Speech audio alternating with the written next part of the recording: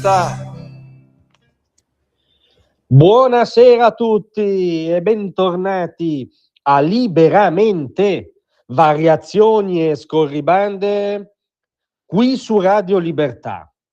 Allora consentitemi, tra le panzane colossali che vedo sono già diventate dei dogmi indiscutibili del dibattito mainstream, c'è quella per cui il colpo di Trump in Venezuela con la rimozione lampo del tiranno narco-comunista Maduro sarebbe un incentivo per il tentativo imperialista in corso con una tragica guerra in Europa di Putin nei confronti dell'Ucraina e per quello perennemente ventilato di Xi Jinping nei confronti di Taiwan. Lo scrive oggi tra gli altri Walter Veltroni sul Corriere della Sera, che ormai accomuna il presidente della più grande democrazia liberale del mondo all'autocrate Putin e al dittatore Xi Jinping, ma rimane, anzi forse il fatto che lo affermi Veltroni è una conferma, una colossale panzana. I motivi sono facilmente intuibili. L'atto di manifesta e spettacolare potenza americana che è andato in scena a Caracas è ovviamente un messaggio forte, molto forte, che ha a che fare anche con la deterrenza, anche nei confronti, forse soprattutto nei confronti di Russia e Cina.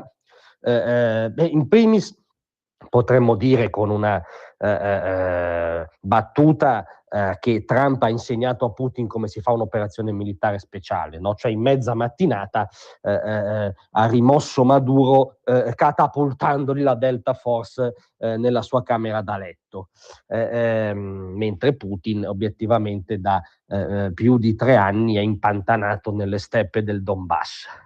Tra l'altro questa manifestazione di potenza americana è stato uno schiaffo anche alla Cina. Poche ore prima di essere prelevato dagli uomini della Delta Force, Maduro aveva incontrato una delegazione di altissimo livello cinese che aveva ribadito l'imprescindibile partnership strategica tra i due regimi, la comunità di intenti, diciamo, sul piano globale e il protettorato di fatto di Xi nei confronti di Maduro. Protettorato di fatto che evidentemente di fronte al dispiegamento della potenza americana vale zero. Questo è, come dire, l'esito conclamato del blitz. E poi bisogna fare dei ragionamenti anche un minimo più di ampio respiro, cioè cos'era il Venezuela di Maduro?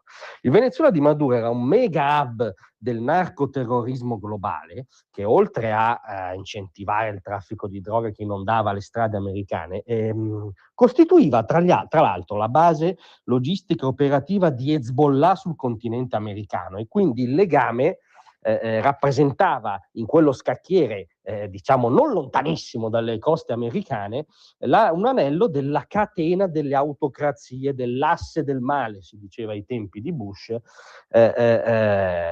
i cui referenti sono anzitutto a Pechino, perché poi lo stesso Putin è una nota a margine rispetto alla regia che Pechino effettua di questo asse delle autocrazie. Ebbene, Trump l'ha fatto saltare, ha rimosso platealmente, spettacolarmente, con un blitz che ha dimostrato una superiorità tecnico-militare e di intelligence indiscutibile, un tiranno che era espressamente protetto da Putin e da Xi, dimostrando appunto quanto vale la suddetta protezione di fronte alla potenza americana, e ha rimosso anche uno dei principali fornitori della Cina soprattutto. Va ricordato, lo fa oggi Gian Michalessin sul giornale, che l'80% della produzione di petrolio greggio venezuelano era acquistato da Pechino a prezzi di saldo.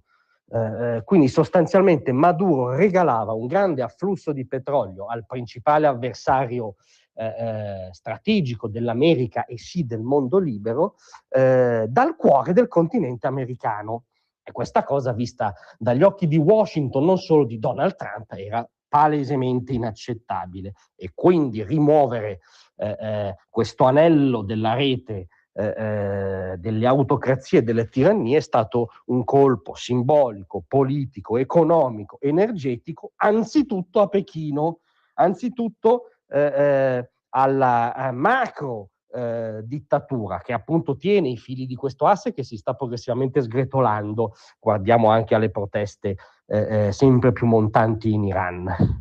Quindi lungi dall'incoraggiare le velleità o i tentativi in corso imperialisti di Russia e Cina, il colpo di Trump a Maduro è anche un colpo a Russia e Cina, e questo fa parte dei motivi per cui sì, lo definiamo una buona notizia. Grazie a tutti, a domattina.